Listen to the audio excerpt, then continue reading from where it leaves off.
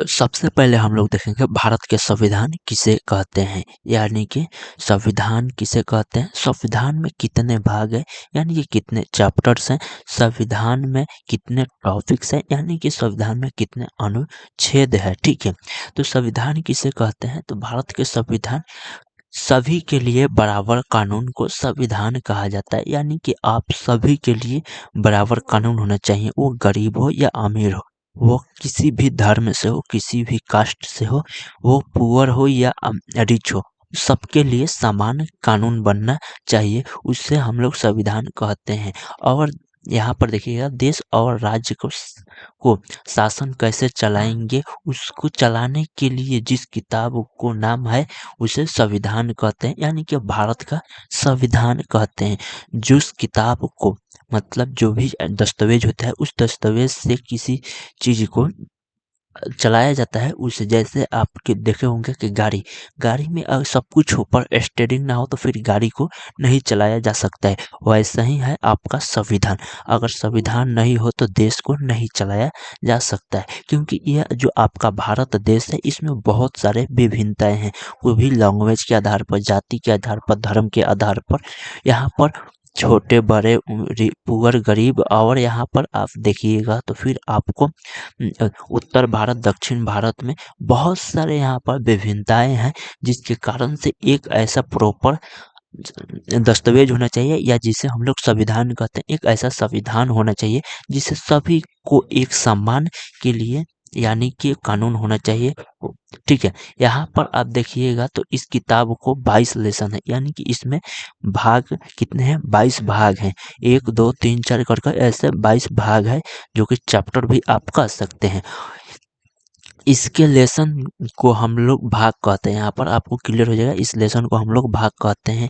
इसमें जो कुछ टॉपिक्स लिखा गया है, मतलब कुछ टॉपिक्स, जैसे एक किताब होता है, किताब में छोटा छोटा टॉपिक्स होता है, मतलब एक चैप्टर में छोटा छोटा टॉपिक्स होता है, वैसा ही एक इसमें टॉपिक्स लिखा है। ठीक है, जो कि आपको, जिसे हम लोग अनुच्छेद कहते हैं, और कुल अनुच्छेद आपको मिलेगा 395 अनुच्छेद है, 22 भाग 395 अनुच्छेद, ये आपको याद रखना होगा। ठीक है, अनुसूचित, यहाँ पर 22 भाग और 395 अनुच्छेद है। ठीक है, इसके बाद से आप देखिएगा तो सबसे पहले हम लोग भाग 1 देखेंगे, भाग 1 देखेंगे जिसमें आपको संघ और राज्य का क्षेत्र देखना होगा, यूनियन एंड इट्स टेरिटोरियल के बारे में देखेंगे, जो कि अनुच्छेद आपको 1 से लेकर 4 तक इसमें पढ़ने को मिलेगा। ठीक है, पर आपको अनुच्छेद 1 देखेंगे जिसमें बताया जा रहा है कि भारत राज्यों का संघ है, यानी कि यूनियन है। यूनियन मतलब होता है कि आपको एक यूनिक, जैसे यूनियन मतलब आपको संगठन होता है, जैसे एक यूनियन है। ठीक है, इससे कुछ भी अलग नहीं हो सकता है, नहीं कुछ इसमें कुछ शामिल कर सकते हैं पर इससे कुछ अलग नहीं कर सकते हैं। जैसे अर्थात यहाँ देखिएगा कि इसके राज्य कभी टुकड़ा टुकड़ा या अलग नहीं हो सकते हैं, यानी कि इससे जुड़ सकते हैं पर इससे हट नहीं सकते। एक बार आप जुड़ जाइएगा तो इससे आप हट नहीं सकते हैं, तो इसको यूनियन बोला गया। यूनियन का मतलब संघ होता है, हिंदी इसका संघ हुआ और इंग्लिश में इसको यूनियन बोला गया है। ठीक है, यहाँ पर आप देखिएगा तो आपको परिसंघ देखने को मिलेगा। परिसंघ, इसमें 3 वर्ड्स आपको देखने को मिलेगा, मैं उसको भी और डिटेल से समझाने की कोशिश करूंगा। ठीक है,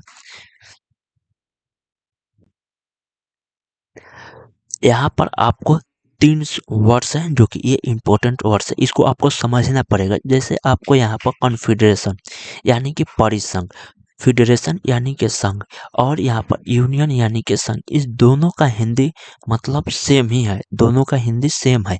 आपको केवल इंग्लिश से इसको अलग कर सकते हैं, नहीं तो हिंदी में आप अगर चाहिएगा हिंदी से तो आप यहाँ पर गलत कर बैठिएगा। ठीक है, तो आपको इंग्लिश में याद रखना होगा, कॉन्फेडरेशन, फेडरेशन और यूनियन। ठीक है, परिसंघ, संघ और संघ। ठीक है, तो सबसे पहले हम लोग कॉन्फेडरेशन को देखते हैं, जो कि परिसंघ किस कहते हैं। देखिए, यहाँ पर परिसंघ उसे कहते हैं जिसमें छोटे छोटे राज्य आपस में जुड़कर और अपनी थोड़ी थोड़ी शक्ति केंद्र सरकार को देकर एक देश का निर्माण करता है।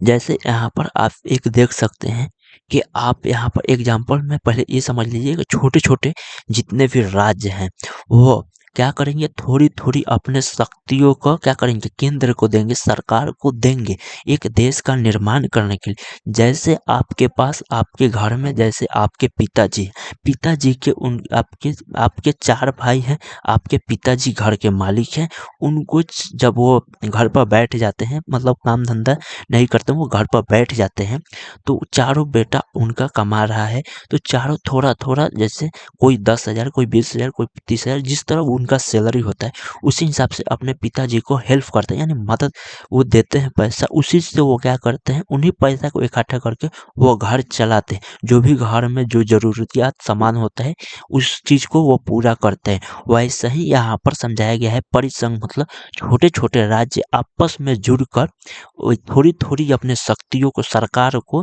केंद्र को देते हैं और देकर एक देश का निर्माण करते हैं। वैसे ही आपको एग्जाम्पल मैंने दे दिया है, पर यह बहुत कमज़ोर होता है। जैसे कमज़ोर होता है क्योंकि आप जानते हैं कि जब तक आपके चारों भाई में से किसी बड़े भाई की जब तक शादी नहीं होता, तब तक वो आपके साथ रहता है, माता-पिता और चारों भाई आप साथ में रहते हैं, ठीक है? आपके बहन भी। जैसे ही उनका शादी होता है, उनका बाल-बच्चा होता है, तो वो अलग होने लगते हैं। अब वो अपना प्लानिंग, अपना सोच चेंज कर देते हैं कि अब हमको अलग रहना होगा क्योंकि हमारा परिवार ज़्यादा बढ़ गया है। वो कभी भी हट सकते हैं। तो यहाँ पर भी ये बताया जा रहा है, परिसंघ में आप कभी भी इस सरकार से मतलब इस देश से, राज्य से आप अलग हो सकते हैं, यानी कि ये बहुत कमज़ोर होता है, ये कभी भी अलग हो सकता है, ठीक है?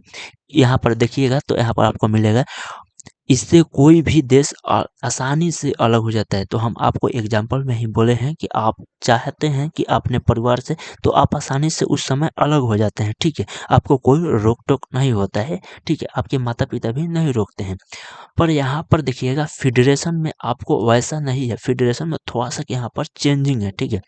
यहाँ पर फेडरेशन मतलब संघ, राज्य मिलकर एक देश का निर्माण करता है। राज्य मिलकर एक देश का निर्माण करते हैं। जैसे भारत में 28 राज्य है, वैसा ही छोटे-छोटे राज्य आपस में मिलकर एक बड़ा देश का निर्माण करता है। जैसे मैं आपको एग्जांपल ले सकते हैं, अमेरिका। अमेरिका में 50 राज्य हैं। अमेरिका में 50 राज्य हैं, जो कि छोटे-छोटे राज्य हैं। उन सबको संगठन कर गठन कर उसे एक देश का निर्माण किया गया है, जिसे अमेरिका हम लोग कहते हैं। वैसे ही यहाँ पर हर राज्य का अपनी कुछ शक्तियाँ देश को देते हैं। मतलब हर राज्य का जो भी कुछ शक्तियाँ होता है, वो देश को दिया जाता है। जैसे 50 राज्य है अमेरिका में, 50 राज्य थोड़ा-थोड़ा शक्तियाँ देकर एक देश का निर्माण करते हैं। देश का निर्माण करते हैं। आप इन शक्तियों का प्रयोग करेंगे, पर वो शक्तियों का देश प्रयोग करेगा, उस राज्य का शक्तियों का देश अब प्रयोग करेगा, और इससे भी कोई राज्य अलग हो सकता है। इससे भी कोई राज्य भी अलग हो सकता है, ठीक है? पर इतने आसानी से नहीं, जितने आसानी से परिसंघ में अलग होते हैं, ठीक है? पर इससे भी मतलब अलग आप हो सकते हैं, ठीक है? जैसे मैं आपको एग्जांपल में यहाँ पर बता दें कि जैसे आपने यूएसआर के सुने होंगे, जैसे रूस में 15 देश थे, 15 शायद एग्जांपल के तौर पर 15 या 20 देश थे, मतलब एग्जैक्ट याद नहीं आ रहा है, पर उसमें देश थे जिसमें से 15 देश थे आपको अलग हुए थे, ठीक है? तो वैसे ही आप चाहेंगे तो अलग हो सकते हैं। पर यूनियन में अब हम लोग देखते हैं, यूनियन शब्द को समझते हैं। यूनियन मतलब हिंदी होता है संघ, पर इसके राज्य कभी भी अलग नहीं हो सकते। जैसे इसके राज्य कभी भी अलग नहीं से हो सकते। जैसे आपको नीचे आप देखेंगे, मैं आपको नीचे में आइएगा तो मैं समझाऊँगा। जैसे सिक्किम, सिक्किम भारत का पार्ट पहले से नहीं है, ठीक है? सिक्किम एक देश था, जो कि उसमें कुछ कारण की वजह से सिक्किम ने 1974 के आसपास में, मतलब वो भारत से 74-75 के आसपास भारत से मिला लिया गया। जैसे उसने कहा कि मुझे भारत में मिला लिया जाए, ठीक है? नहीं तो चीन या कोई अन्य देश उस पर मतलब कब्जा करने वाला था, जो कि कारण था उसका आर्थिक स्थिति सही नहीं था। तो यहाँ पर वैसे ही देख सकते हैं कि जैसे जब सिक्किम मिल गया भारत में तो उसको अब वह चाहकर भी नहीं हट सकते हैं। मतलब वो कितना भी कोशिश कर लेगा कि मुझे भारत से अब अलग होना है, तो वो अलग नहीं हो सकते। ये सब आपको अनुच्छेद 1, 2, 3, 4 में जब आइएगा तो ये सब आपको और भी डिटेल से समझने में आएगा। ये तो अभी आपको एग्जाम्पल के तौर पर इन तीनों शब्द के परिभाषित किया जा रहा है, ठीक है। यहाँ पर यूनियन, जैसे अमेरिका एक फेडरेशन है और भारत एक यूनियन है। अमेरिका से आप आसान से अलग हो सकते हैं, और पर यूनियन से आप कुछ भी कर लीजिएगा ना तो आपको अलग नहीं हो सकते। आप एक बार जुड़ गए तो जुड़ गए, ठीक है। वैसा ही है आपका यूनियन। जैसे भारत है कि भारत से कोई भी देश मतलब कोई भी देश, कोई भी राज्य, कोई भी जिला या कोई भी स्थान, अगर कोई भी भूमि सट गया यानी कि उसमें अटैच हो गया, यानी कि वो भारत में आ गया, जुड़ गया, तो वो फिर कभी अलग नहीं हो सकता है, बशर्ते वो यूनियन बन जाएगा, ठीक है। यहाँ पर अब हम लोग देखेंगे अनुच्छेद नंबर 2। अब हम लोग यहाँ पर देखेंगे अनुच्छेद 2 क्या कहता है, ठीक है। अनुच्छेद यहाँ पर कह रहा है कि संसद को यह अधिकार है, मतलब जो संसद है, भारत का संसद है, उसको यह अधिकार है कि भारत के बाहर कोई देश है, भारत के बाहर कोई देश है, जैसे कि आपको एग्जांपल में ले ले कि आपको पश्चिम में पाकिस्तान, उत्तर में नेपाल मिल जाएगा, दक्षिण में श्रीलंका मिल जाएगा, और आपको पूरब में बांग्लादेश मिल जाएगा, ठीक है। ये आपका सीमा है, ठीक है। ऐसे एग्जांपल के तौर हम समझा रहे हैं, आपको सब समझ में आ जाएगा, ठीक है। आप लोग पूरा वीडियो के अंत तक बने रहिए, आपको पूरी डिटेल से हम समझाएंगे। तो उससे भारत में मिला सकते हैं, उससे भारत में आप मिला सकते हैं आसानी से, ठीक है। जैसे कि आपको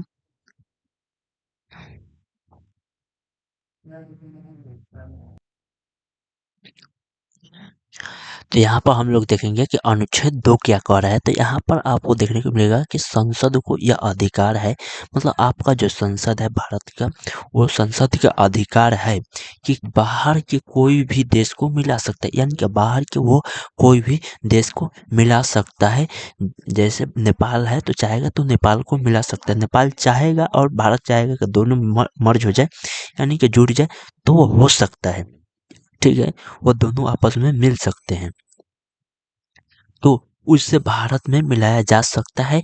या किसी देश का कोई टुकड़ा है, या किसी भी देश का कोई टुकड़ा है, जैसे अफ्रीका का मेडागास्कर है, आपके अफ्रीका के पास मेडागास्कर है, मेडागास्कर को चाहेगा तो भारत में मिलने आने के लिए तो संसद मिला सकता है, उसको भारत में मिलाया जा सकता है। तो भारत में मिलना चाहता है, अगर जैसे यहाँ पर लिखा गया है कि या तो देश मतलब मिलना चाहता है या भारत चाहता है कि मिल जाए, तो वो मिल सकता है, ठीक है। जैसे भारत में मिलना चाहता है तो वो मिल सकता है। जैसे आपको यहाँ पर थोड़ा सा एग्जांपल के लिए हिंट दे दूं मैं कि जैसे सिक्किम है, सिक्किम कोई वो प्रॉपर पहले एक देश था, ठीक है। सिक्किम हम लोग का राज्य नहीं था, सिक्किम हम लोग का 22वां राज्य बनाया गया है, वो हम लोग का राज्य नहीं है। पर उसने सिक्किम मिलना चाहता था पहले के भारत में हम आकर मिल जाए, और भारत चाहता था कि मिल जाए, तो दोनों आपस में बैठकर मिल गए, ठीक है। तो सिक्किम एक भारत का पार्ट बन गया, एक राज्य बन गया है, ठीक है। वैसे चाहेगा तो मेडागास्कर अगर चाहेगा कि नहीं मुझे भारत में मिलना है, तो भारत उससे ऑफकोर्स मिला सकता है, ठीक है। वो अपने में जोड़ सकता है, उससे मिल सकता है। यानी कि अनुच्छेद कहता है कि संसद, अगर संसद चाहे तो संसद राष्ट्रपति के पूर्व अनुमति यानी सूचना, जो अनुमति का मतलब होता है सूचना, पर किसी भी विदेशी राज्य को भारत में मिला सकती है। यानी कि यहाँ पर बताया जाए कि अनुच्छेद आपको जो आर्टिकल है वो ये कह रहा है कि भारत में विदेशी राज्य को, विदेशी कुछ स्थानों के या फिर विदेशी देश को अगर चाहेगा तो, या जो कुछ टुकड़े होते हैं, आपको किसी देश का टुकड़ा है, उसको बिना राष्ट्रपति के पूछे संसद अपने में मिला सकता है, यानी कि भारत में मिला सकता है। यहाँ पर आपको जैसे में आपको देख सकते हैं सिक्किम, सिक्किम कोई हमारा राज्य नहीं था, कोई हमारा देश का पार्ट नहीं था, कोई देश का टुकड़ा नहीं था, पर इसे सिक्किम को मिलाया गया। जब सिक्किम के जो भी प्रधानमंत्री थे, उन्होंने कहे कि हमको इसमें मिलना है, भारत में भारत का पार्ट बनना है, तो इस समय संसद ने मिलाया था। ये आपके पास एक बहुत बड़ा एग्जाम्पल है। यहाँ पर कुछ सिक्किम के बारे में जान लें। सिक्किम सिक्किम इसके लिए मतलब 35वां संविधान संशोधन 1974 में, मतलब 35वां संविधान संशोधन किया गया था किसके लिए, सिक्किम के लिए। कब, 1974 में करके सिक्किम को शाह राज्य बनाया गया था। क्या बनाया गया था, शाह राज्य को दर्जा देकर सिक्किम को मिलाया गया था। ठीक है, इसके लिए संविधान में स्पेशल स्पेशल मतलब अनुच्छेद जोड़ा गया था, अनुच्छेद 2K क इसको जोड़ा गया है था। ठीक है, लेकिन फिर सिक्किम को 36वां संविधान संशोधन कर कर मतलब जो यहाँ पर आपको 35वां संविधान संशोधन कर कर शाह राज्य का दर्जा देकर मिलाया गया था। पर यहीं पर आपको देखने को मिल जाएगा कि ये 36वां राज्य संविधान संशोधन कर कर 16 मई 1975 को मतलब भारत का 22वां राज्य बनाया गया था। जब पहला संशोधन हुआ था तो इसमें राज्य का दर्जा नहीं दिया गया था, केवल मिलाया गया था संशोधन कर संविधान में। पर जब 36वां संविधान संशोधन किया गया तो इसको राज्य के दर्जा दे दिया गया था। ठीक है, यहाँ पर आपको डाउट क्लियर हो जाना चाहिए था। ठीक है, अब देखिएगा तो अनुच्छेद 3 क्या कह रहा है। अनुच्छेद 3 कह रहा है कि जब संसद राष्ट्रपति के जो मतलब जो राष्ट्रपति है हम लोग का, उनके पूर्व अनुमति से बिना सूचना दिए ही अनुमति से भारत के किसी भी राज्य को बिना उसको अनुमति से नाम या सीमा या क्षेत्र में परिवर्तन कर सकते हैं। ये आपको समझना बहुत बहुत ज़रूरी है, क्योंकि यहाँ पर बहुत सारे स्टूडेंट समझ नहीं पाते हैं। जैसे में आपको यहाँ पर ये समझना का ज़रूरी है कि जैसे भारत भारत में 28 राज्य हैं, 8 केंद्र शासित प्रदेश हैं।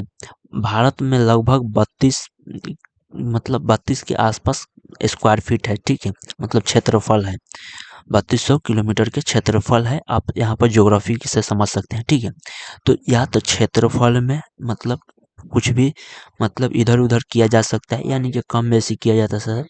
सीमा पर भी चेंज किया जा सकता है, नाम पर भी चेंज किया जा सकता है, किसी भी राज्य किसी भी स्टेट का। जैसे आप मान सकते हैं कि नाम चेंज करना होगा बिहार, बिहार का नाम झारखंड रखना होगा, झारखंड का नाम बिहार रखना होगा। चाहे केरला का नाम बिहार और चाहे बिहार का नाम केरला, मतलब यहाँ पर नाम का परिवर्तन संसद कर सकता है बिना राष्ट्रपति के अनुमति से। सीमा यानी कि अगर चाहेगा किसी भी राज्य में, जैसे अभी सबसे बड़ा राज्य हम लोग का राजस्थान है, राजस्थान में जनसंख्या कम है पर क्षेत्रफल में बहुत ज़्यादा है। तो अगर क्षेत्रफल में रखेंगे तो राजस्थान हो जाएगा, और ऑफकोर्स हो सकता है तो थोड़ा बहुत यूपी, मतलब जनसंख्या में यूपी है, ऐसा बात नहीं कि जनसंख्या में कम है, पर यूपी है। यूपी का अगर चाहेगा कि जनसंख्या के आधार पर उसमें दो राज्य को बताने के लिए, दो राज्य को उसमें करने के लिए, तो उसमें हो सकता है। वैसे ही क्षेत्रफल के आधार पर अगर झारखंड को चाहा जाएगा कि मतलब सॉरी झारखंड को चाहा जाएगा या फिर राजस्थान को चाहा जाएगा कि दो पार्ट में बांटने के लिए, तो यहाँ पर क्षेत्रफल के आधार पर आप बांट सकते हैं। ठीक है, या सीमा शुल्क इसी को कहते हैं कि मतलब सीमा चेंज किया जा सकता है, या क्षेत्रफल कम बेसी किया जा सकता है, या नाम को चेंज किया जा सकता है। इसमें आप परिवर्तन कर सकते हैं, पर संसद परिवर्तन करेगा। इसमें राष्ट्रपति से पूछे या ना पूछे उनसे कोई मतलब नहीं है, डायरेक्ट संसद का ये काम है। ठीक है, इसमें राष्ट्रपिता मतलब खिसिया जाए या गुस्सा करे या रुस जाए, जैसे नहीं होता है कि फूफा जी के जैसे आते हैं, फूफा जी को शादी में बुलाया जाता है, फूफा जी खाएं या पिए ना खाएं या रूसे फूले उससे कोई मतलब नहीं होता है, बस शादी हो गया, फूफा जी का काम हो गया।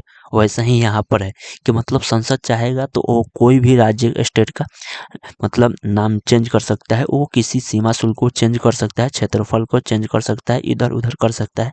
इसमें कोई राष्ट्रपिता के मतलब अनुमति नहीं है लेना होगा। ठीक है, जैसे एग्जाम्पल के तौर पर आपको कुछ उदाहरण दिखा रहे हैं यहाँ पर। एमपी मध्य प्रदेश, यहाँ पर छत्तीसगढ़।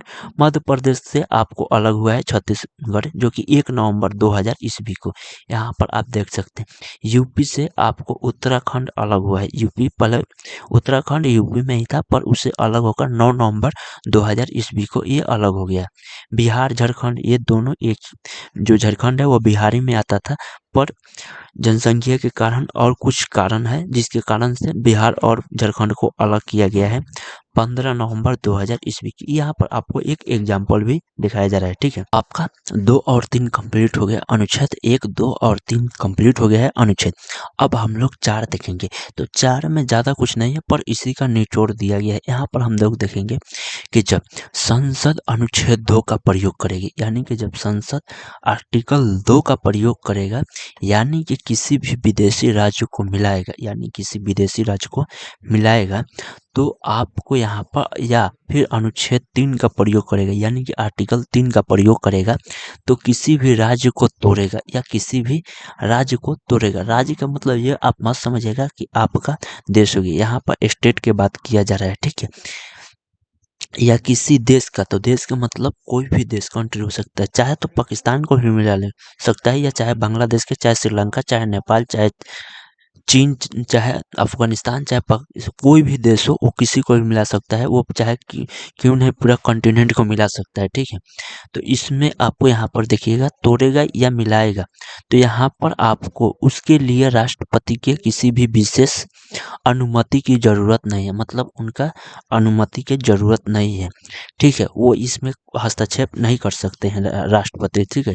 आर्टिकल को इतने में, तो आर्टिकल 2 या 3 में राष्ट्रपति हस्तक्षेप नहीं किया जाता है। 2 या 3 के यहाँ पर के लिए ही प्रॉपर, यहाँ पर 2, 3 और 4, इन तीनों के लिए इसमें केवल संसद का है, ठीक है।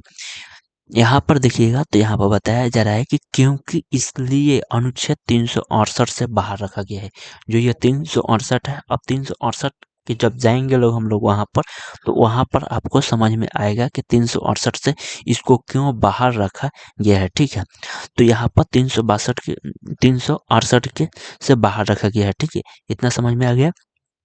जिसको अनुच्छेद 368 में रख दिया जाता है, उसमें राष्ट्रपति का जो हस्तक्षेप होता है वो जरूरी ही है। मतलब अगर 368 में रखा जाएगा तब उनका जरूरी है, अगर 368 से बाहर है तो उनका कोई भी मतलब ब्लेम नहीं कर सकते हैं या कोई भी हस्तक्षेप नहीं कर सकते हैं। इन ठीक है, यहाँ पर आप लोग का इतना आर्टिकल 4 तक समझ में आ गया। अब हम लोग अखंड भारत की ओर देखते हैं कि अखंड भारत में सबसे पहले कौन सा देश भारत से अलग हुआ, फिर दूसरा, तीसरा, चौथा, ऐसे करके हम लोग देखेंगे। फिर देसी रियासत के बारे में समझेंगे, फिर आपको कैसे देसी रियासत को पीट पाट सरदार वल्लभ भाई पटेल ने इन सबको मिलाकर एक देश का हम लोग का जो नया भारत का ढांचा कैसे तैयार किया गया है, उसको हम लोग समझने की आज की इस वीडियो में पूरा कोशिश करेंगे। तो आप लोग से निवेदन है कि आप लोग चैनल को सब्सक्राइब जरूर कीजिएगा, ठीक है।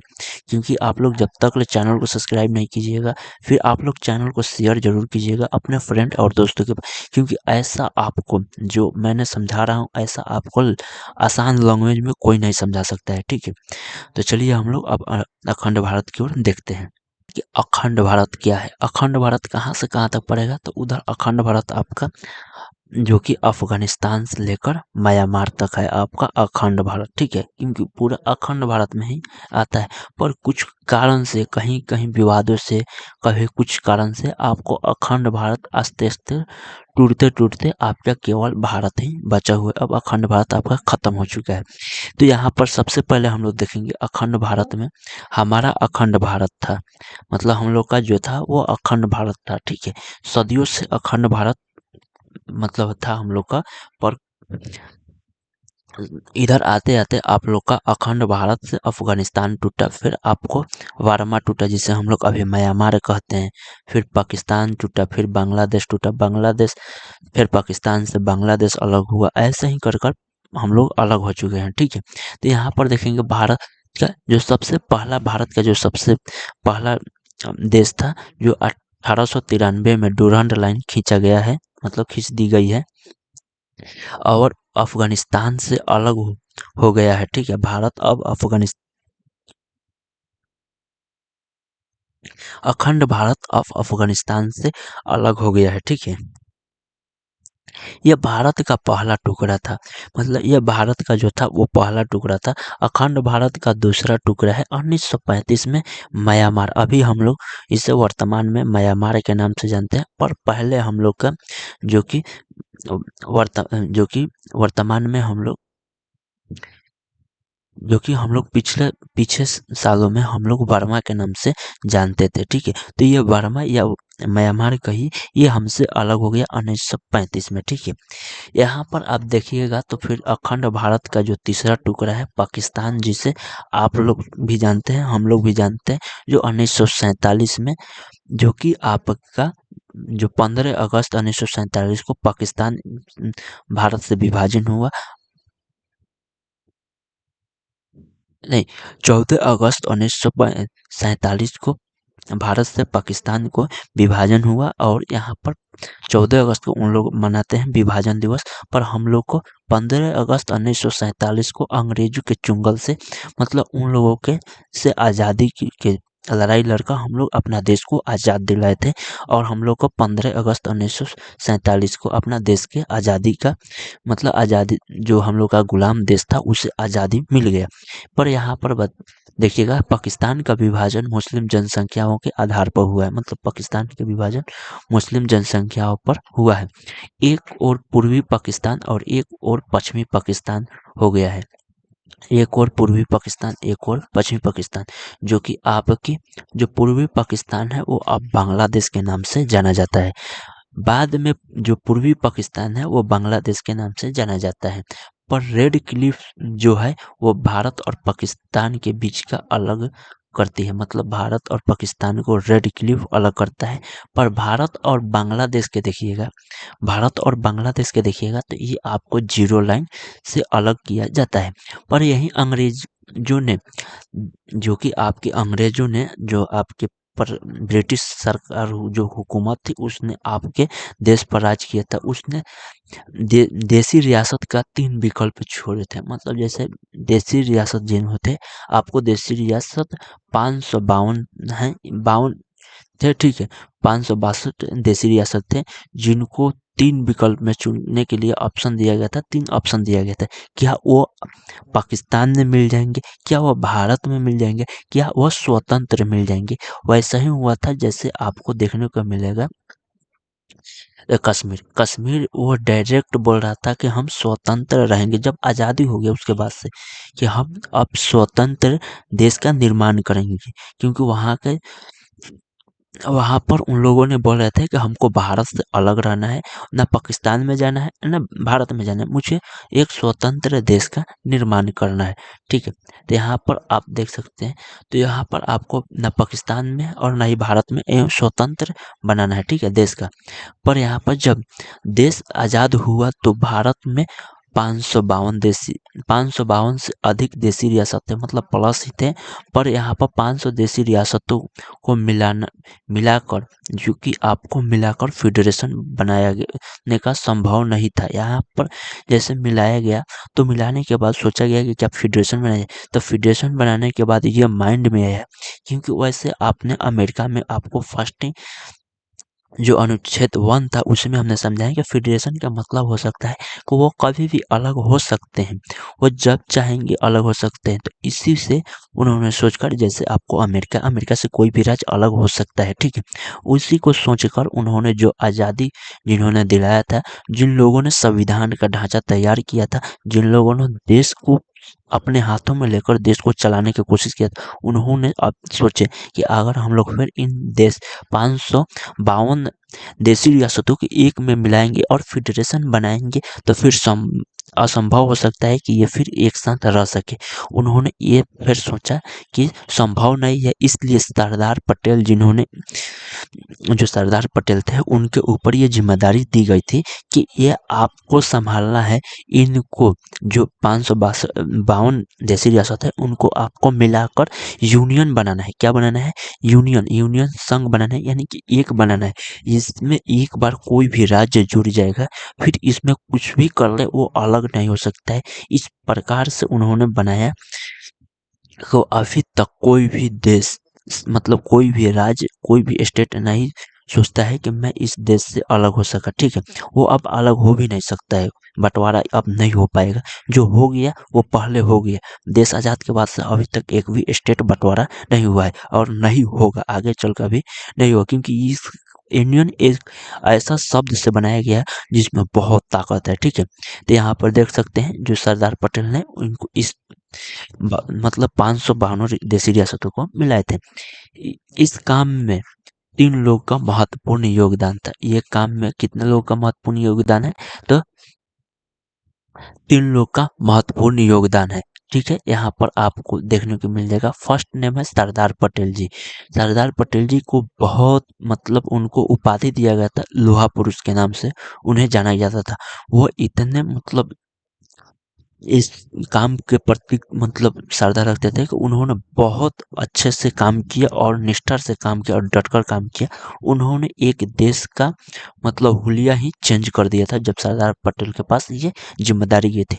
इनके साथ बिपिन मेनू थे। ठीक है, उसके बाद से माउंटबेटन थे, ये इंग्लैंड के हैं, ब्रिटेन के हैं। ठीक है, इन लोगों ने सभी राज्यों को भारत में विलय कराया। इन लोगों ने भारत में विलय कराया था, पर किंतु 3 राज्य भारत में विलय के लिए तैयार नहीं था। किंतु 3 राज्य भारत के लिए विलय में तैयार नहीं था। हम आपको पहले का एग्जाम्पल दिए थे जम्मू कश्मीर।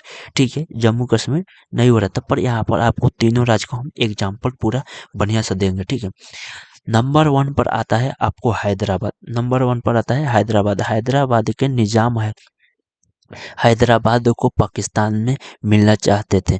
मतलब आप लोग यहाँ पर देखेंगे कि जो हैदराबाद है वो आपको पाकिस्तान में मिलना चाहता था, क्योंकि यहाँ पर मुस्लिम जनसंख्या बहुत ज़्यादा था, जिसके कारण से वो लोग चाहते थे कि हम लोग एक साइड हो जाए पाकिस्तान के साथ। ठीक है, पर यहाँ पर जो केवल ये थे उनको चाहते थे, पर यहाँ का जनता नहीं चाहता था। ठीक है, पर यहाँ पर आप देखिएगा कि आप भारत के कभी भी मैप देखिएगा तो भारत के मैप में पाकिस्तान कहाँ है और आपको हैदराबाद कहाँ है। तो क्या यह संभव था कि पाकिस्तान और हैदराबाद एक हो सकता है? कभी नहीं हो सकता है। यहाँ पर किंतु सरदार पटेल ने पुलिस के वर्दी में सेना को भेजे थे। मतलब पुलिस के वर्दी में आपको सेना को आर्मी वाले के भेजा गया था, जो कि ऑपरेशन पोलो कहा गया था। इसको जो चलाया गया था ऑपरेशन पोलो के नाम से चलाया गया था कि इसमें पुलिस रहेंगे, पर इसमें आर्मी गए थे पुलिस के ड्रेस पहनकर। ठीक है, इसको मिलाने के लिए इस इसके तहत हैदराबाद को भारत में मिलाया गया था। पोलो के द्वारा, ऑपरेशन पोलो के द्वारा हैदराबाद को मिला लिया गया था। उसके बाद से यहाँ पर देखेंगे 2 नंबर में जूनागढ़। ये जो जूनागढ़ है, ठीक है, ये आपको गुजरात में पड़ेगा। यह गुजरात का एक रियासत था। यह एक गुजरात का रियासत था जो ये भी पाकिस्तान जाना चाहता था। ये भी पाकिस्तान जाना चाहता था, किंतु सरदार पटेल ने जनमत संग्रह कराकर इससे रिफ जो आपको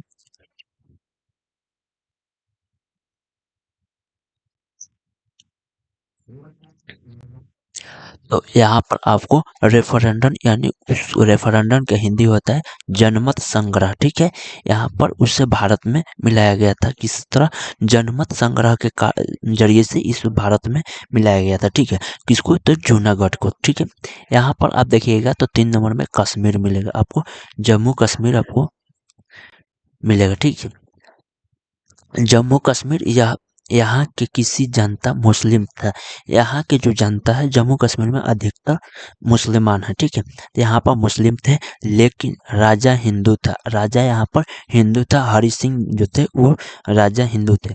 उनको कहना है कि मतलब उनको कहना था कि हम ने भारत में रहेंगे, ना पाकिस्तान में रहेंगे। उनको कहना था कि ना हम भारत में रहेंगे ना पाकिस्तान में रहेंगे। हम वहाँ पर आपको एग्जाम्पल इसका दिए थे। ठीक है, हम स्वतंत्र देश बनाएंगे। उनका कहना था कि हम स्वतंत्र एक देश का निर्माण करेंगे जब तक पाकिस्तान के आतंकवादियों का घुसपैठी कराया दिया गया।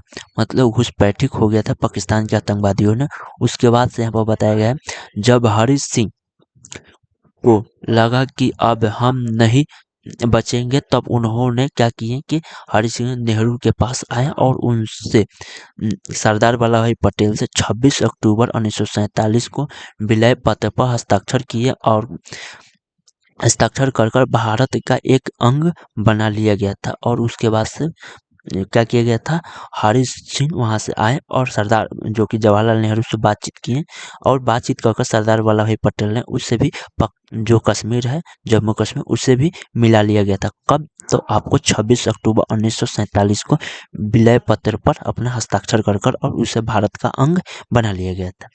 यहाँ पर देखेंगे इन सभी देशों में रियासतों को मिलाकर एक भारत का निर्माण किया गया था, जो कि इस भारत को 4 राज्यों में बाँटा गया था। मतलब पहले ऐसा नहीं था, बिहार, जम्मू कश्मीर, हरियाणा, पंजाब ये कुछ नहीं था। पहले 4 ही स्टेट था, ए, बी, सी, डी, ए, बी, सी, डी। आपको 4 भागों में बाँटा गया है स्टेट के। तो नंबर 1 स्टेट है, आपको ए में आता है ब्रिटिश प्रोविंस, जो कि आप में इस यहाँ पर देखेंगे कि इसमें कितने राज्य आएँगे। वह राज्य जहाँ पर अंग्रेजों का शासन था, इसमें 9 थे। कितने थे? 9 थे। इसमें क्या था कि ब्रिटिश प्रोविंस में आपको अंग्रेजों का शासन था। इसमें किसी और का शासन नहीं था, इसमें केवल अंग्रेज शासन करते थे। यहाँ पर देखिएगा 2 नंबर में, तो बी नंबर में आपको स्टेट बी में आपको देखने को मिलेगा, जो कि प्रिंसली एस्टेट। यहाँ पर प्रिंसली एस्टेट में आपको वह राज्य जहाँ पर देसी रियासतों का शासन था, इसमें भी 9 थे। नंबर 1 में आपको जो कि ब्रिटिश का शासन था, नंबर 2 में देसी रियासत का शासन था। पर यहाँ पर 3 नंबर में आप देखिएगा 3 नंबर में सी एस्टेट में देखिएगा, तो सी एस्टेट में आपको जो देखने को मिलेगा, तो स्टेट सी में कमिश्नरी राज्य का मतलब यहाँ पर शासन था। कमिश्नरी, यहाँ पर कमिश्नरी में आप देखेंगे कि वो बड़े शहर जहाँ अंग्रेजों का केवल उस शहर पर कब्जा थे, मतलब वो बड़े शहर जहाँ पर अंग्रेजों का कब्जा था, उसमें 10 थे। ठीक है। यहाँ पर तो डी नंबर में आप देखिएगा कि यूनियन टेरिटोरियल्स यानी कि केंद्र शासित प्रदेश एक ही था उस समय। ठीक है। तो यहाँ पर आपको ये 4 भागों में स्टेट को डिवाइड किया गया था। पर यहाँ पर ए नंबर में देखिएगा, तो यहाँ पर आपको देखने को मिलेगा, यह सब जब खत्म हुआ उसके बाद से यहाँ पर आपको एसके धर जो कमेटी है उसके मतलब तहत, एसके धर कमेटी के तहत यहाँ पर भाषाई आधार पर राज्यों का गठन किया गया था। जो सबसे पहला 1948 में इसके तहत जो आयोग है उसका गठन किया गया था, किंतु इसमें भाषाई आधार पर राज्यों का गठन का विरोध किया गया था। मतलब यहाँ पर बताया गया है कि जो कि एसके धर कमेटी है, उन्होंने विरोध किया कि आप भाषाई आधार पर राज्यों को अलग नहीं किए जा सकते, क्योंकि यहाँ पर भारत एक ऐसा देश है जहाँ पर बहुत सारे विभिन्नताएं लैंग्वेज है, यहाँ पर बहुत सारे भाषाएं बोले जाते हैं। ठीक है। यहाँ पर आप लैंग्वेज के आधार पर अगर बनाएंगे तो आप 10 कदम पर चलिएगा तो कोई और भाषा, 20 कदम पर चलिएगा तो कोई और भाषा, इस राज्य में जाइएगा कोई और भाषा, एक राज्य में 10 ऐसे भाषाएं बोले जाते हैं। तो उस देश में आप कैसे भाषाएं के आधार पर संगठन को यानी कि राज्य को आप बना सकते हैं, या राज्य को आप कैसे कह सकते हैं कि इस आधार पर, भाषाई आधार पर आप राज्य का गठन कर सकते हैं। तो इसके लिए उन्होंने एसके धर कमेटी है जो उन्होंने बहुत जोर शोर से विरोध किया कि ये ऐसे आप नहीं कर सकते।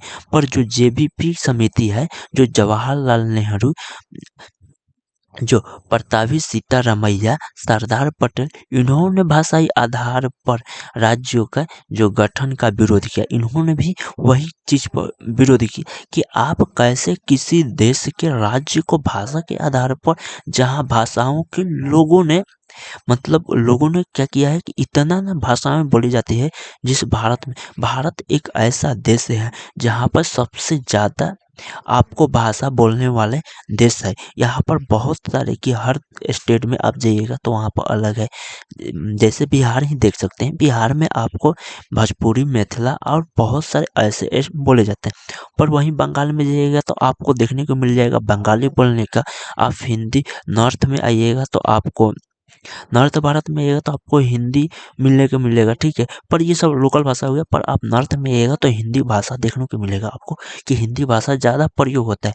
वहीं पर आप साउथ भारत में जाइएगा तो वहाँ पर उन लोगों का जो तेलुगु, तमिल जो भाषा है, कन्नड़, वो सब का उपयोग होता है। प्लस में उसमें इंग्लिश का भी ज़्यादा उपयोग होता है। जैसे आप अगर इंग्लिश समझते हैं तो वहाँ पर इंग्लिश में जाकर से बात कर सकते हैं, नहीं तो उन लोगों को भाषा। तो इस आधार पर आप कैसे किसी राज्य का गठन कीजिएगा। तो यहाँ पर भाषा के आधार पर 2 कमेटियों ने बहुत जम का विरोध किया था। पर 1952 में तेलुगु भाषा के आधार पर एक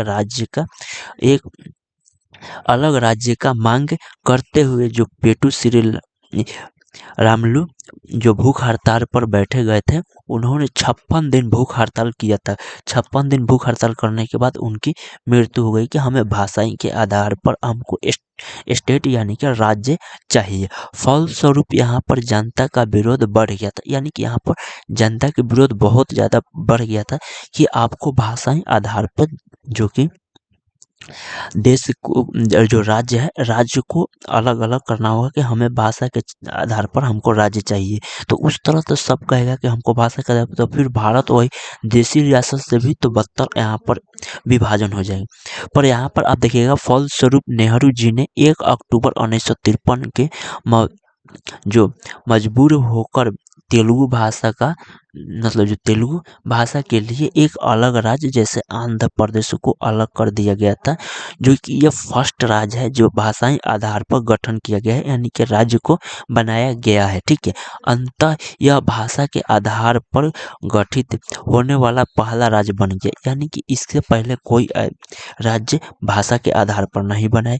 ये मतलब स्वतंत्रता के बाद ये फर्स्ट ऐसा देश है कि वो भाषाई आधार पर देश का मतलब राज्य का निर्माण किया गया। नहीं तो पहले आपको 4 भागों में राज्य आपको यहाँ पर मिले थे, जो कि ABCD करके बांटा गया था। इसमें कुछ ब्रिटिश और कुछ रियासतों और कुछ जिस पर अंग्रेजों ने शासन किए थे, यानी कि उसको जीते थे, शहर को उस पर कब्जा किए थे उस को, और फिर एक केंद्र शासित प्रदेश था, उस तरह आपको बांटा गया था। पर यहाँ पर आपको फर्स्ट टाइम हो रहा है कि स्वतंत्रता के बाद कोई कोई राज्य बन रहा है, तो वो भी भाषाई आधार पर, तो वो आंध्र प्रदेश हुआ आपको जब 1 अक्टूबर 1953 में।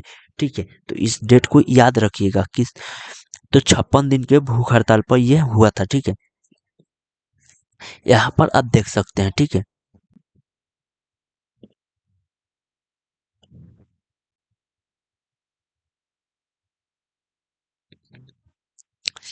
भाषाई आधार पर राज्यों का गठन के लिए 1953 में फजल अली आयोग का गठन किया गया था। मतलब एक फिर आयोग बैठाया गया था, किनके नाम से? फजल अली आयोग में। कब? 1953 में गठन किया गया था, कि इसने अपनी रिपोर्ट में 1956 में दिया कि भाषाई आधार पर राज्यों का कानूनी मान्यता दे दिया जाए। मतलब कानूनी मान्यता दे दी जाए कि आप भाषाई आधार पर बना सकते हैं राज्य को। इसकी आयोग का फल स्वरूप था कि 7वें संविधान संशोधन 1956 में जो हुआ था, वो पारित हुआ था कि इसके बाद ABCD के रद्द कर भाषाई आधार पर 14 राज्य और 6 केंद्र शासित प्रदेश को बनाना है।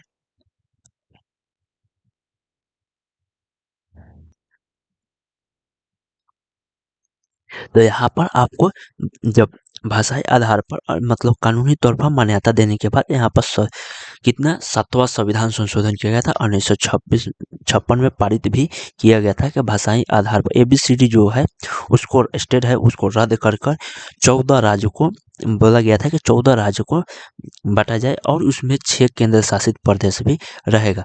कितने केंद्र शासित प्रदेश? तो 6, और कितने तो राज्य रहेंगे? तो 14 राज्य। कब? 1956 में। ठीक है,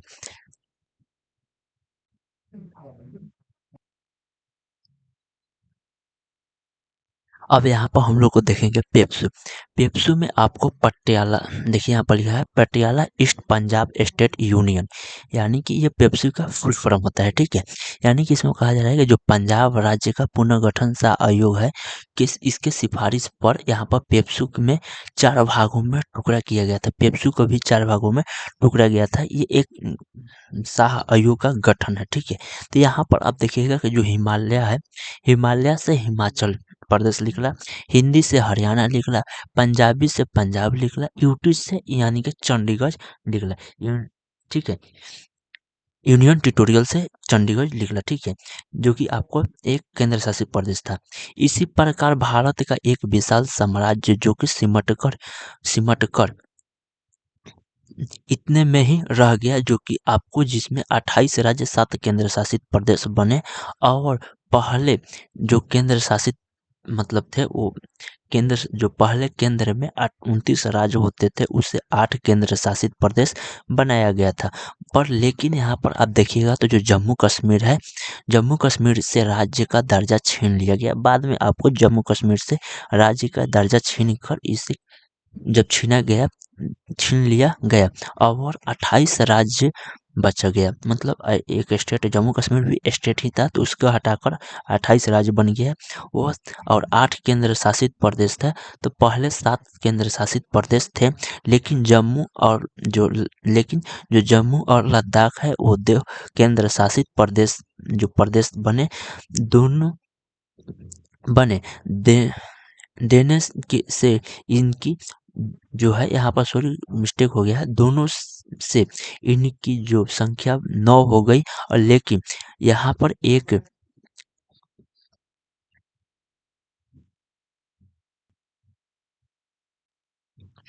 तो यहाँ पर डिसीजन जो लिया गया था, जिसमें दादरा नगर हवेली और दमन और दीप को अलग कर दिया गया था। दादरा नगर हवेली और दमन और दीप को अलग कर दिया गया। इन्हें एक कर जो पहले ये अलग थे, दादरा नगर हवेली और दमन और दीप इन्हें अलग थे, तो इनको एक कर दिया गया। और एक कर अब वर्तमान में 28 राज्य और 8 केंद्र शासित प्रदेश है। ठीक है, अब कितने राज्य हैं? 28 राज्य हैं। कितने केंद्र शासित प्रदेश हैं? तो अब आपको 8 है। तो आप कमेंट करके बताइएगा कौन कौन केंद्र शासित प्रदेश है और कितने स्टेट हैं। ठीक है, तो ये आप जरूर कमेंट कर बताइएगा। ठीक है, तो चलिए, आई होप आपको ये सब समझ में आ चुका होगा। इसके बाद हम लोग पढ़ेंगे भाग नंबर 2 में, जिसमें हम लोग सिटीजनशिप यानी नागरिकता चैप्टर है, वो हम लोग को पढ़ना है। उसमें 5 से 12 तक हम लोग पढ़ना है। ठीक है, तो अगले टॉपिक में जो अगला वीडियो हमारा आएगा, उसमें हम लोग उसको पूरा कवर करेंगे डिटेल से। आई होप आपको पूरा समझ में आ चुका होगा, या आपको नहीं समझ में आया तो फिर इसको रिपीट कर इस वीडियो को देखिए, तो आपको पूरा डाउट क्लियर हो जाएगा। क्योंकि मैंने बहुत बहुत आसान लैंग्वेज में, मतलब भाषा में आपको समझाने की कोशिश किया है। बहुत हल्का हल्का, मतलब एग्जाम्पल लेकर भी आपको जितना आसान आसान शब्द है उससे हमने समझाने की आपको कोशिश किया। तो आपको आई होप पूरा समझ में आ चुका होगा। तो आपसे एक रिक्वेस्ट है कि मेरे चैनल पर अगर नए हैं तो प्लीज़ चैनल को सब्सक्राइब जरूर कर लीजिएगा, बेल आइकन ऑल पर सेट कर लीजिएगा, क्योंकि यहाँ पर आपको कॉलेज से रिलेटेड पूरा इन्फॉर्मेशन आपको मिलते रहेगा। ठीक है, अस्सलाम वालेकुम दोस्तों, आप सब कैसे हैं? आज की इस वीडियो में बात करने वाले हैं भारत के संविधान के बारे में, जो कि आपको हम भाग 1 बता चुके हैं। भाग 2 आज समझेंगे। अनुच्छेद 5 से 12 तक आपको भाग 1 में 1 से 4 तक बता चुके हैं। ठीक है, अनुच्छेद 512 तक। और आज का जो टॉपिक होगा वो हम लोग का नागरिकता यानी कि सिटीजनशिप के बारे में देखेंगे। तो आप लोग, सबसे पहले एक रिक्वेस्ट है कि आप मेरे चैनल पर नए हैं तो प्लीज़ चैनल को सब्सक्राइब कर लीजिएगा, बेल आइकन ऑल पर सेट कर लीजिएगा, और वीडियो ज़्यादा से ज़्यादा शेयर कीजिएगा। तो चलिए हम लोग वीडियो को करते हैं शुरुआत।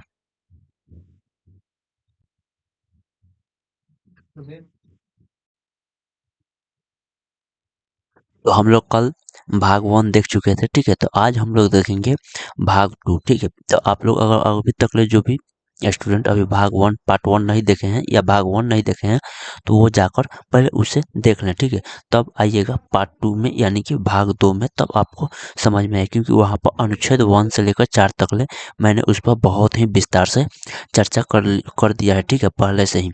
तो यहाँ पर हम लोग देखेंगे भाग 2 में अनुच्छेद 5 से लेकर 11 तक, यानी कि आर्टिकल 5 से 11 तक को, जिसमें आपको नागरिकता के बारे में यानी सिटीजनशिप के बारे में पूरा चर्चा यहाँ पर मिलेगा। ठीक है, तो यहाँ पर सबसे पहले देखते हैं कि सिटीजनशिप क्या है यानी कि नागरिकता क्या है। तो यहाँ पर कोई भी देश अपने मूल निवासी को कुछ विशेष अधिकार देता है। यानी कि कोई भी देश है, आप किसी भी देश में रहिएगा तो वहाँ पर आपको कुछ ना कुछ आपको डॉक्यूमेंट्स के आधार पर या कुछ ऐसा सबूत दिया जाएगा जिससे आपको पता लगेगा कि हाँ, आप उस देश के निवासी है। और ऐसे ही आप अगर भारत के हैं तो भारत में आपको कुछ निशानी दिया जाएगा, या कि कुछ ऐसा कार्ड या कुछ भी डॉक्यूमेंट्स ऐसा दिया जाएगा जिससे आपको मालूम चलेगा कि आप इस देश के या भारत के आप नागरिक हैं, यानी कि नागरिकता है। ठीक है, यहाँ पर इन अधिकारों को नागरिकता कहा जाता है। इन अधिकारों के क्या कहा जाता है? नागरिकता कहा जाता है। अगर विदेशी लोग आएंगे मतलब इंडिया में, तो उन्हें कुछ चीज़ ऐसा चीज़ है जो कि उनको नहीं लाभ मिलेगा।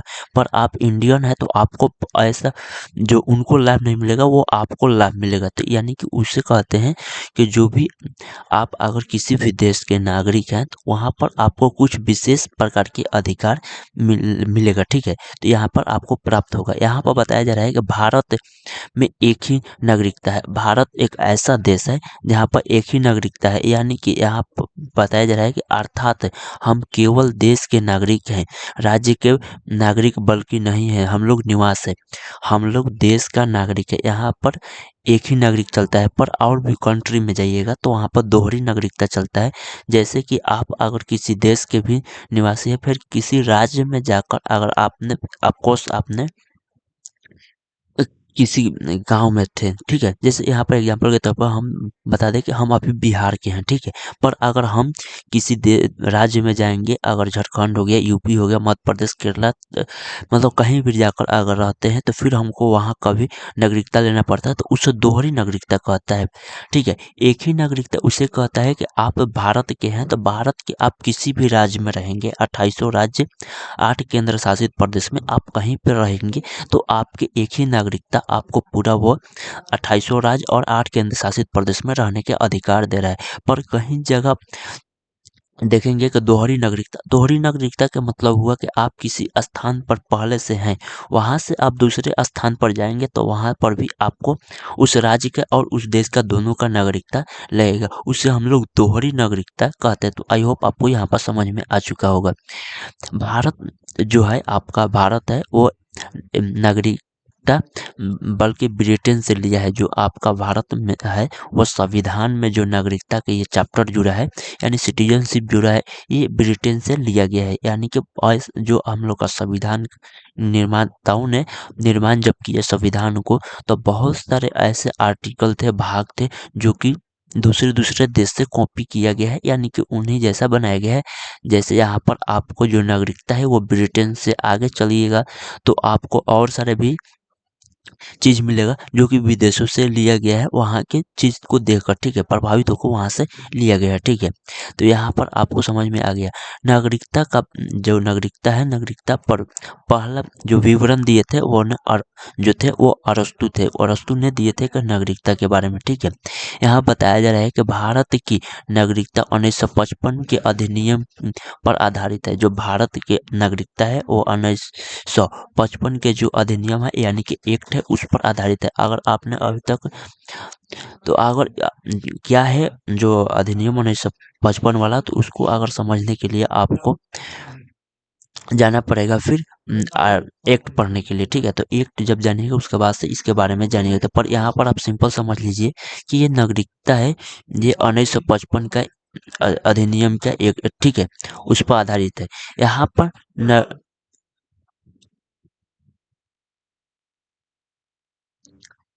यहाँ पर हम लोग समझेंगे कि आखिर नागरिक होने के लिए हम लोग का क्या चाहिए, मतलब क्या-क्या डॉक्यूमेंट्स चाहिए या कारण क्या होना चाहिए, ठीक है। यहाँ नागरिक होने के लिए कारण, यानी कि आपके पास पैन कार्ड होना चाहिए। पैन कार्ड ये आपको केवल जो देश के निवासी हैं उसी के मिलेगा। जैसे आप भारत के निवासी हैं तो आप ही को मिलेगा। आप विदेशी हैं तो आपको ये उपलब्ध नहीं कराया जाएगा, ठीक है। मैंने आपको पहले ही डेफिनेशन में बताया है कि निवासियों का कुछ विशेषता अधिकार दिया जाता है, विशेष अधिकार दिया जाता है। तो वो विशेष अधिकार में यही डॉक्यूमेंट्स आता है।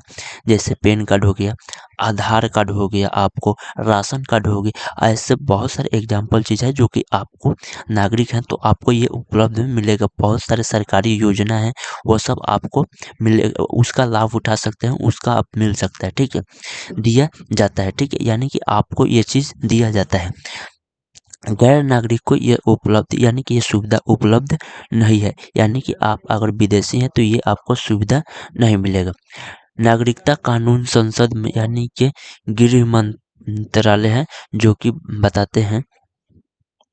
यहाँ पर बताया जाता है कि अनुच्छेद 5 कहता है कि संविधान द्वारा दी गई नागरिकों के अर्थात जब संविधान बना तो उस समय के लोगों को नागरिकता दी गई थी जो उस समय भारत के अंदर थे। यानी कि आर्टिकल 5 कहता है कि जितने भी लोग थे, जब 1947 में हमारा देश बंटवारा हुआ था तो उस समय के बाद जब हम लोग का संविधान बना, ठीक है, 1950 में हम लोग का संविधान लागू हुआ तो उस समय हम लोग को जितने भी लोग मतलब भारत के अंदर थे उन्हें नागरिकता देने के प्रदान किए गए, जो कि वो चाहे बाहर से आ चुके थे, यानी कि पाकिस्तान जब बंटवारा हुआ पाकिस्तान से वो आए थे या फिर भारत में थे, और अगर संविधान लागू से होने से पहले वो भारत में आ चुके हैं तो उनको नागरिकता प्रदान किया जाएगा।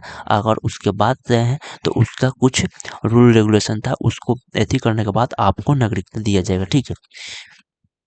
यहाँ पर अनुच्छेद 6 कहता है कि जब पाकिस्तान में भारत में आने वाले लोगों को, वो बात हमने जो बोले थे वहाँ पर ये हो गया, ठीक है, लोगों को नागरिकता, किंतु यदि वह संविधान बनाने के बाद आएंगे तो नागरिकता नहीं मिलेगा, ठीक है। यानी कि यहाँ पर आर्टिकल 6 कह रहा है कि अगर संविधान लागू होने से पहले आए हैं तो उन्हें नागरिकता मिलेगा, और संविधान लागू होने के बाद आए हैं तो उनको कुछ रूल फॉलो करना पड़ेगा। जैसे परमिट रूल है उसको लागू किया गया था 19 जुलाई 1948 को, ठीक है। उसके बाद से जिन्होंने अगर संविधान लागू होने के बाद आए हैं तो उनको परमिट रूल लागू किया गया था, ठीक है। तो यहाँ तक आपको समझ में आ चुका 5 और 6, ठीक है, आर्टिकल। अब आर्टिकल 7 को देखते हैं।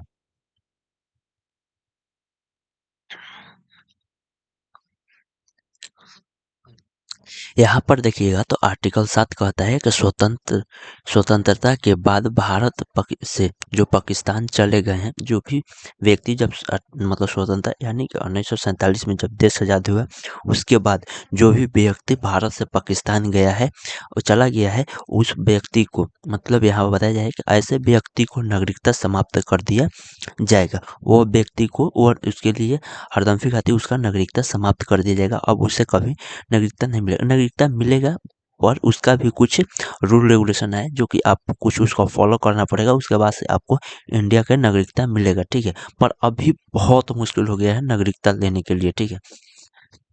यहाँ पर अनुच्छेद 8 कहता है कि भारतीय मूल का जो विदेशी नागरिक हैं उनको मांगने की मतलब जो मांग है किया गया है कि जो नागरिक जाने वाले पर नागरिकता दी जा सकती है। मतलब जो भी हैं जो विदेशी जो भारत के मूल के हैं, ठीक है, वो विदेशी नागरिक को मांगे, यानी कि हमको विदेशी नागरिक चाहे तो उनको क्या किया गया है कि उनके जाने पर नागरिकता को मतलब नागरिकता दी जा सकती है, मतलब उनको नागरिकता दी जा सकती है, ठीक है।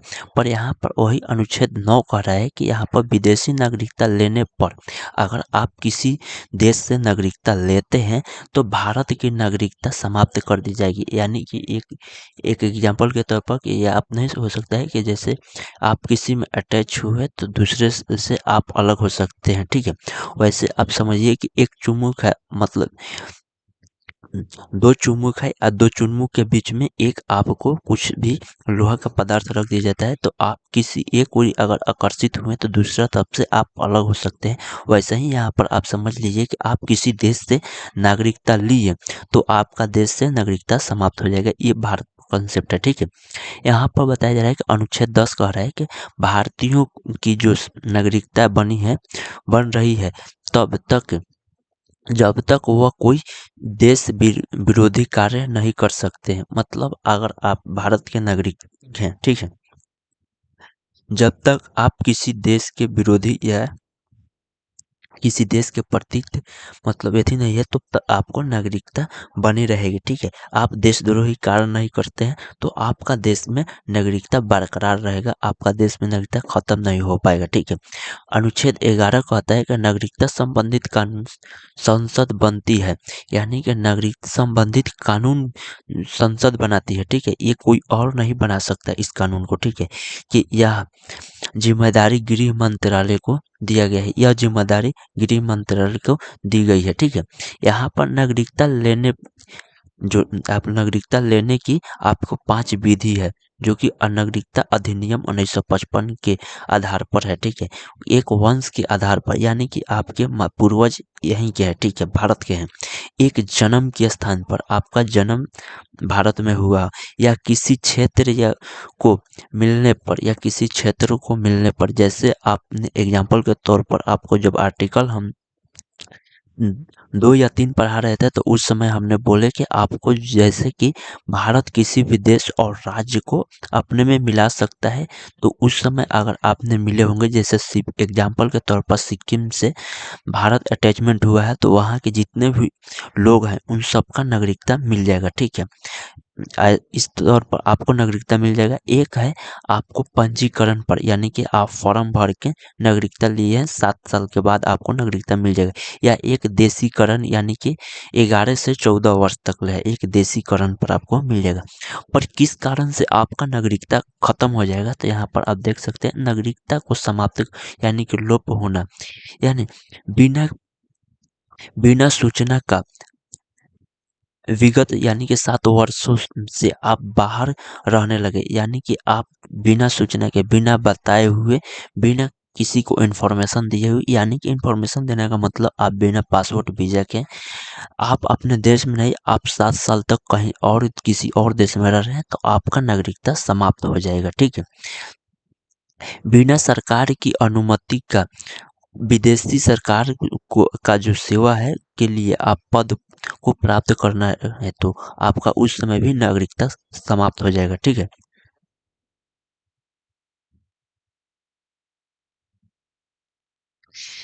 या फिर आप अगर सी नंबर कह रहे हैं कि या फिर आप किसी गलत दस्तावेज, यानी कि डॉक्यूमेंट्स के आधार पर आप नागरिकता प्राप्त किए हैं, तो आपका नागरिकता खत्म कर दिया जाएगा। यहाँ पर बताया जा रहा है कि एनआरआई क्या है। एनआरआई यानी कि नॉन रेसिडेंस इंडियन, यानी कि वह नागरिक या वह व्यक्ति जो वर्तमान में भारत में नहीं रह रहा है, यानी कि वो वर्तमान में, यानी कि अभी वो भारत में नहीं रह रहा है, लेकिन वह भारत का नागरिक है, यानी कि वह भारत के नागरिक है।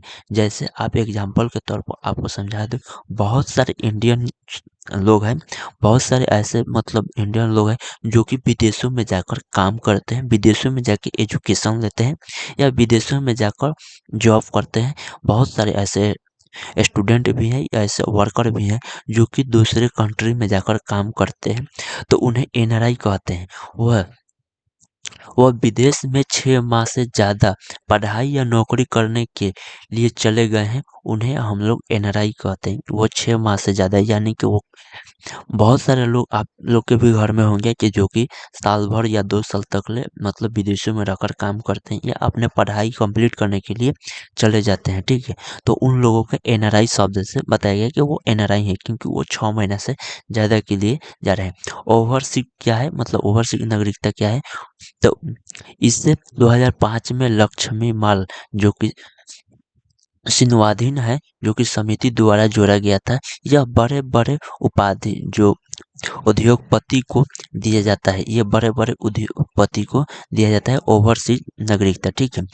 जो कि नागरिक जो कि विदेशों में नागरिकता का ग्रहण कर लिए हैं, जो कि विदेशों में नागरिकता ग्रहण कर लिए। जैसे आप लोग बहुत सारे सुने होंगे कि बहुत सारे बिजनेसमैन होते हैं जिनको वो जाकर कहीं और जाकर सेटल हो गया देश में, किसी विदेश में, तो वो फिर आते हैं, तो ये ओवरसीज कहा जाता है, यानी कि वो ओवरसीज नागरिकता है, ठीक है। तो उनको ये दिया जाता है, ठीक है। इस नागरिकता को प्राप्त करने वाले व्यक्ति को VIS कहा जाता है, VISA कहा जाता है, जो कि भारत में आ सकते हैं, कि वो फिर दोबारा भारत में आ सकते हैं।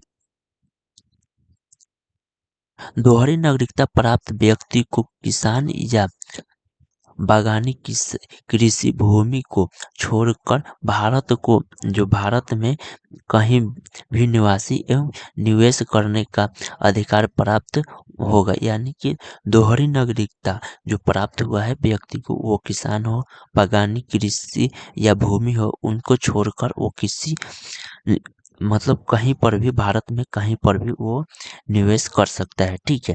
लेकिन यहाँ पर वह संघ या संगठन का निर्माण नहीं कर सकते, यानी कि वह संघ या संगठन का निर्माण नहीं कर सकता, और मतदान में भी जो भाग नहीं ले सकता है, यानी कि वो मतदान में भी भाग नहीं ले सकता है कि आप किसी राज्य में जाएँगे, उस राज्य में आप जाकर केवल मतलब आप व्यापार कर सकते हैं, कृषि कर सकते हैं, यानी कि आप कुछ भी कर सकते हैं, पर आप वहाँ के से जाकर वहाँ से मतदान नहीं दे सकते। आप जहाँ से हैं वहीं से मतदान दे सकते हैं, ठीक है?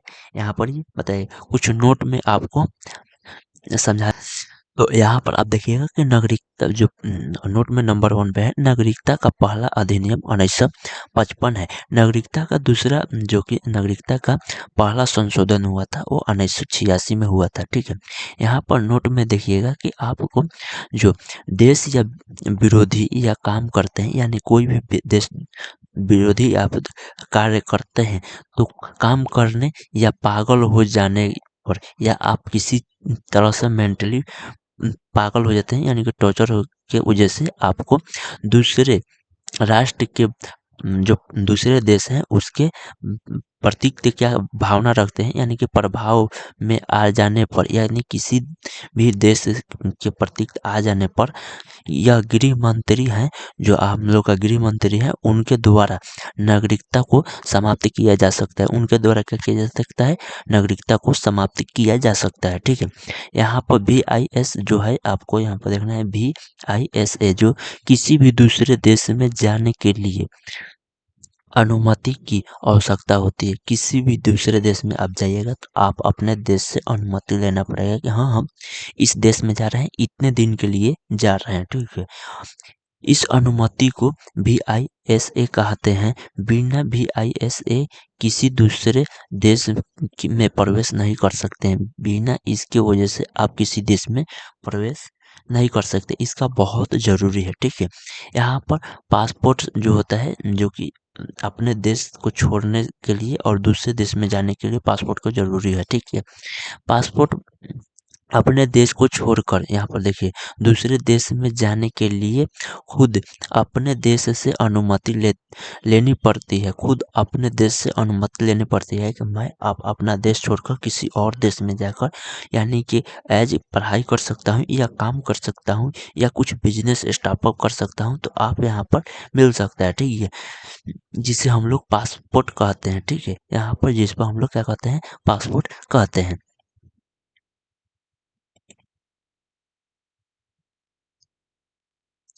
यहाँ पर देखिएगा कि नागरिकता संशोधन अधिनियम 1992 में जो कि बताया जा रहा है कि आप अगर माता एवं पिता दोनों में से कोई एक भारतीय नागरिक हो, यानी कि आपके माता हो या पिता हो, इन दोनों में से कोई एक भारतीय है। जैसे एग्जाम्पल के तौर पर आपको समझा सकते हैं, जैसे आपको सानिया मिर्जा या फिर से शोएब मलिक का बहुत सारे उदाहरण होता है कि जो कि शोएब मलिक पाकिस्तान से, सानिया मिर्जा इंडिया के है, ठीक है।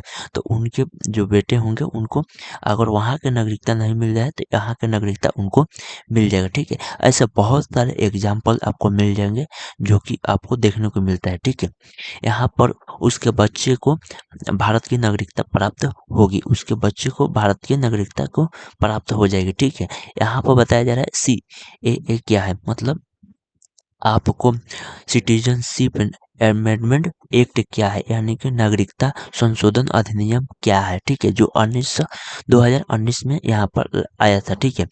यह भारत की जो यह भारत की संसद द्वारा पारित एक अधिनियम है। यह भारत की संसद द्वारा पारित किया गया एक अधिनियम है, जिसके द्वारा सन 1955 में नागरिकता की कानून जो नागरिकता कानून को संशोधित करके यह व्यवस्था की गई थी कि जो आपको 1955 के संशोधन कर जो अधिनियम है उसको संशोधन कर कानून को संशोधन करके ये एक व्यवस्था लाई गई है, जिसमें 31 दिसंबर 2014 का, यह 31 दिसंबर 2014 को जो पहले पाकिस्तान, अफगानिस्तान और बांग्लादेश में धार्मिक जो प्रताड़ना हुई है, धार्मिक प्रताड़ना वाले जो अल्पसंख्यक हिंदू, बौद्ध, सिख, जैन, पारसी एवं ईसाई को भारत की नागरिकता प्रदान की जाएगी। यानी कि इसमें CA में आपको ये अधिनियम 14 में लाई गई है, ठीक है। ये किसके सरकार में लाई गई है? तो बीजेपी की सरकार में ये लाई गई है, ठीक है। तो इसमें अफगानिस्तान हो गया, पाकिस्तान हो गया, बांग्लादेश हो गया, और यहाँ पर आपको जो कि सिख, हिंदू और जैन भी है, शायद पारसी, जैन, ये सब ईसाई हैं। इन सभी को भारत सरकार द्वारा यहाँ पर इन लोगों को नागरिकता प्रदान किया जाएगा, ठीक है। इस विधेयक में जो भारतीय नागरिकता को प्रदान करने के लिए औसत 11 वर्ष तक भारत में रहना होगा, यानी कि उनको 11 वर्ष तक ले भारत में रहना होगा, ठीक है। उसके बाद से उनको मिलेगा। यह शर्त में भी छूट है, मतलब उनको शर्त में भी छूट है, क्योंकि 11 वर्ष तक था, तो उनको इस अधिनियम के तहत उनको कुछ छूट मिलेगा। यहाँ पर बताया जा रहा है इस अवधि को केवल 5 वर्ष तक भारत में रहना होगा। 11 वर्ष उनको कितने वर्ष तक कर दिया गया है? 5 वर्ष तक उनको रहना होगा, ठीक है। शर्त पूरे के मतलब जो शर्त पूरा होने के बाद दिया गया है कि 20 सितंबर 2019 को जब पाकिस्तान के 7 शरणार्थियों को भारतीय नागरिक देकर इस अधिनियम को लागू किया गया है, ठीक है। इसमें आपको जो पाकिस्तान को 7 शरणार्थियों को भारत को जो कि नागरिकता देकर यहाँ पर अधिनियम को ये लागू किया गया था। कब? तो 20 सितंबर 2019 को, ठीक है। 20 सितंबर 2019 को यह लागू किया गया था, ठीक है। इसके बाद से यहाँ पर एनसी जो एनआरसी क्या है? एनआरसी ये बहुत दोनों ये जो टॉपिक है ये बहुत विवादित टॉपिक है, ठीक है। एन यहाँ पर सीएए और फिर एनआरसी जो ये है नेशनल रजिस्ट्रेशन ऑफ सिटीजन्स, राष्ट्रीय नागरिकता रजिस्ट्रेशन क्या है, ठीक है। इसको आप लोग बहुत ध्यान से समझिएगा, ठीक है। यहाँ पर आप देखिएगा कि भारत में जो राष्ट्रीय नागरिकता पंजी भारत सरकार द्वारा निर्मित एक पंजी है, ठीक है। ये एक रजिस्ट्रेशन कराना पड़ेगा, जबकि आप भारत के नागरिकता प्राप्त करेंगे तब सरकार द्वारा ये इसको रजिस्ट्रेशन करना होगा, जिसके उन भारतीय नागरिकों का जो नागरिकों के नाम है उन भारतीयों के जो असम के विस्तारविक वैध एवं निवासी हैं, जो असम के विस्तारित और वैध निवासी हैं। यह पंजी विशेष रूप से असम के लिए यह बनाई गई थी। यह विशेष रूप से ये असम के लिए बनाई गई थी, ठीक है। जब पाकिस्तान और बांग्लादेश में लड़ाई चल रही थी, तब जब ये पाकिस्तान और बांग्लादेश में 1971-72 के समय के उस समय जब ये लड़ाई चल रही थी पाकिस्तान और बांग्लादेश के समय, ठीक है। तो बहुत सारे लोग वहाँ से भागकर भारत में चले आए थे, वहाँ से भागकर भारत में चले आए थे। ये सभी लोग धार्मिक के प्रति नहीं है, बल्कि ये अपने देश के लोगों द्वारा पीड़ित थे। इस पर उनको सुप्रीम कोर्ट ने 2013 में कहा था कि वो एनआरसी लाए, और जो व्यक्ति 24 मार्च 1971 से पहले भारत आए हैं उन्हें एनआरसी के तहत उन्हें नागरिकता दी जाएगी। यानी कि यहाँ पर बताया जा रहा है कि जो भी व्यक्ति 24 मार्च 1971 से पहले आए थे उन्हें एनआरसी के तहत उन्हें नागरिकता दी जाएगी। अगर उसके बाद आए हैं तो उनको नागरिकता प्राप्त नहीं होगा, ठीक है। पर एनआरसी 2015 में एनआरसी का रजिस्ट्रेशन बनने लगा, और 2015 में इसका एनआरसी बनने लगा, ठीक है। यहाँ पर एनआरसी का मतलब होता है एनआरसी रजिस्ट्रेशन होने के लिए 2 लिस्ट को मिलाकर कुल 30 डॉक्यूमेंट्स जमा करना होगा आपको। कुल यहाँ पर कितना बता रहा है कि 30 डॉक्यूमेंट्स में से कोई एक होना आवश्यक है, यानी कि यहाँ पर बताया जा रहा है कि 30 डॉक्यूमेंट्स में से कोई एक डॉक्यूमेंट्स आपके पास होना चाहिए। ये बहुत जरूरी है, तभी आपको माना जाएगा कि इस देश के आप नागरिक हैं।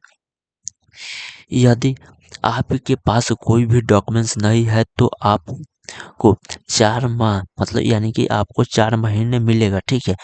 4 महीने का समय दिया जाएगा, आपको 4 मंथ के लिए समय दिया जाएगा कि आपको 4 महीने के अंदर आप अपने आप को साबित करें कि हाँ, हम इस देश के नागरिक हैं या निवासी हैं, ठीक है।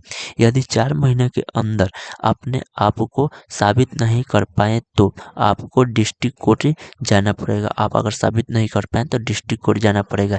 यदि डिस्ट्रिक्ट कोर्ट आपको साबित नहीं कर सकता है तो आपको सुप्रीम कोर्ट जाना पड़ेगा, हाई कोर्ट या सुप्रीम कोर्ट आपको जाना पड़ेगा, ठीक है। तो अगर आपको डिस्ट्रिक्ट कोर्ट अगर 4 महीने के अंदर आपको खुद साबित नहीं कर पा रहे हैं तो आप हाई कोर्ट डिस्ट्रिक्ट कोर्ट जाइए, ठीक है। जो कि जिला कोर्ट होता है वहाँ पर आप जाइए। उसके बाद से फिर हाई कोर्ट को आपको जाना होगा, ठीक है। अपने फिर उसके बाद से अगर वहाँ पर नहीं हो रहा तो हाई कोर्ट या सुप्रीम कोर्ट दोनों में से किसी कोर्ट में जाइए। वहाँ से आपको कोई भी डॉक्यूमेंट्स आपका होगा उसको निकलवा कर आप साबित करना होगा, तभी आपको नागरिक इसके तहत रखा जाएगा, ठीक है।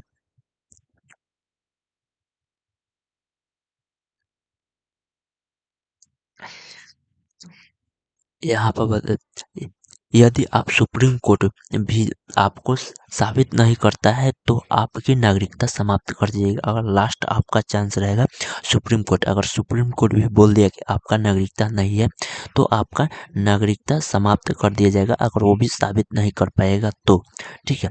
नहीं तो आपके पास ऑप्शन है और आपको जो डिजिटल सेंटर है वहाँ पर भेज दिया जाएगा, ठीक है। उसके बाद से वहाँ पर आपको जाना पड़ेगा। यहाँ पर आप समझिएगा एनपीआर क्या है, नेशनल पॉपुलेशन रजिस्ट्रेशन। ये क्या है, एक राष्ट्रीय जनसंख्या रजिस्ट्रेशन, ठीक है।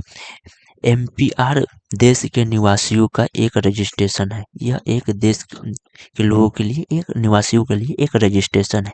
इस नागरिकता के अधिनियम में 1955 में और नागरिकता नियम के 2003 को प्रावधानों के आधार पर स्थानीय ग्राम पंचायत, तहसीला राज्य और राष्ट्रीय स्तर पर तैयार किया गया है। इसको आपको पंचायत, तहसीला, राज्य, राष्ट्रीय, इसके तौर पर आपको परिवार पर कितने, मतलब इस पर तैयार किया गया है कि आपके परिवार में कितने लोग हैं, आपके परिवार में कितने लोग हैं।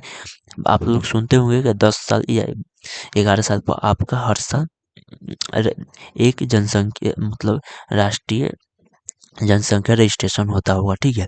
उसमें आपको जनगणना भी कर सकते हैं, जनगणना होता होगा कि आपके परिवार में कितने लोग हैं, ठीक है। तो वैसे ही यहाँ पर बताया जा रहा है, ठीक है।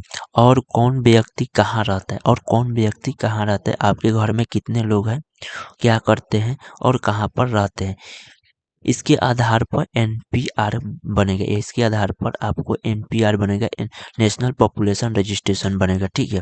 यहाँ पर इसके जनसंख्या की गणना की जाएगी, इसकी जनसंख्या की गणना की जाएगी कि कितने लोग हैं देशों में, ठीक है। अपने भारत देश में कितने लोग जनसंख्या है। एनपीआर के बाद जनगणना की सही आंकड़ा मिलेगा। इसके करने के बाद, जैसे नेशनल पॉपुलेशन रजिस्ट्रेशन करने के बाद इसका जनसंख्या का सही आंकड़ा मिलेगा कि पूरे भारत में कितने लोग रहते हैं, ठीक है। तो ये एक जनसंख्या पर है, ठीक है। तो आई होप आपको इतना समझ में आ चुका होगा। आगे की और टॉपिक्स को हम लोग देखते हैं, कवर करते हैं, ठीक है।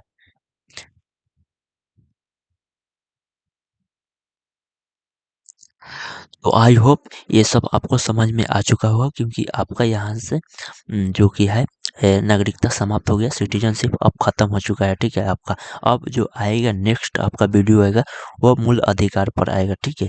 यानी कि आपके मूल अधिकार पर, फंडामेंटल राइट पर, वो आपका भाग 3 अब शुरू होगा। भाग 1 और भाग 2 आपका समाप्त हो चुका है, ठीक है। तो आई होप आपको ये वीडियो पूरा समझ में आ चुका होगा। तो अगर आप मेरे चैनल पर नए हैं तो प्लीज़ चैनल को सब्सक्राइब कर लीजिएगा, बेल आइकन ऑल पर सेट कर लीजिएगा। तो चलिए हम लोग फिर मिलते हैं एक नए अपडेट के साथ, तब तक के लिए बाय। वीडियो देखने के लिए धन्यवाद।